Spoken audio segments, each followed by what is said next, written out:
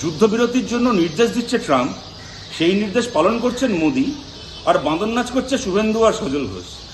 আজকে শুভেন্দু জ্ঞান দিচ্ছে আমাদের বামপন্থীদের দেশপ্রেম নিয়ে, ও জাতীয় পতাকার গল্প শোনাচ্ছে।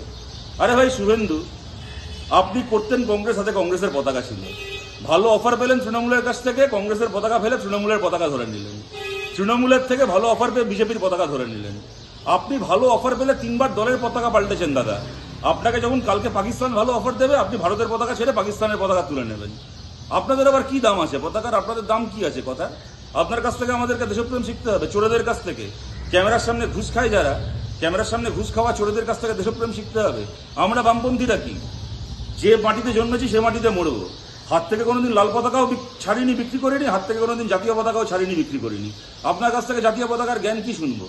আর শুভেন্দু আবার বলছেন কি, তিনি নাকি আবার যাদবপুর সাফাই করবেন, তিনি নাকি আলিমুদ্দিন সাফাই করবেন।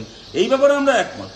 পশ্চিমবাংলার বিজেপি হচ্ছে সাফাই করার আদর্শ প্রতিষ্ঠান।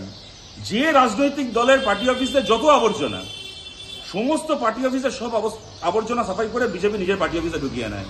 তা তৃণমূলের শুভেন্দুর মতো আবর্জনা, সিপিএম এর শঙ্কর ঘোষের মতো আবর্জনা, কংগ্রেসেরও পুরনো কিছু আবর্জনা, যেখানে যত আবর্জনা রয়েছে অন্যান্য দলের আবর্জনা নিজের দলে ঢুকিয়ে নেওয়ার নাম হচ্ছে পশ্চিমবঙ্গ বিজেপি। আপনি স্লিপার সেল বলছেন? আরে শুভেন্দু, পশ্চিমবঙ্গ বিজেপিটাই তো হচ্ছে তৃণমূল কংগ্রেসের স্লিপার সেল। যতগুলো তৃণমূলের চোর নেতা রয়েছে বিজেপিতে এখন পাহারাদারিতে, বিজেপিতে এখন আশ্রয় নিয়ে আছে।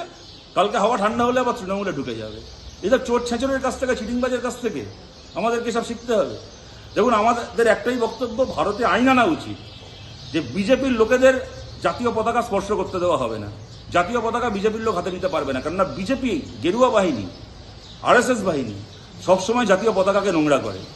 এরা কখনো জাতীয় পতাকা নিয়ে কাটুয়ার একটা বাচ্চা মেয়ে ধর্ষককে বরণ করে, কখনো জাতীয় পতাকা নিয়ে এরা আফরাজুলের খুনিকে বরণ করে, আর কখনো জাতীয় পতাকা নিয়ে দেশের সরকারের পাশে, দেশের সেনার পাশে যারা দাঁড়াতে চাইছে তাদের ওপর হামলা করে।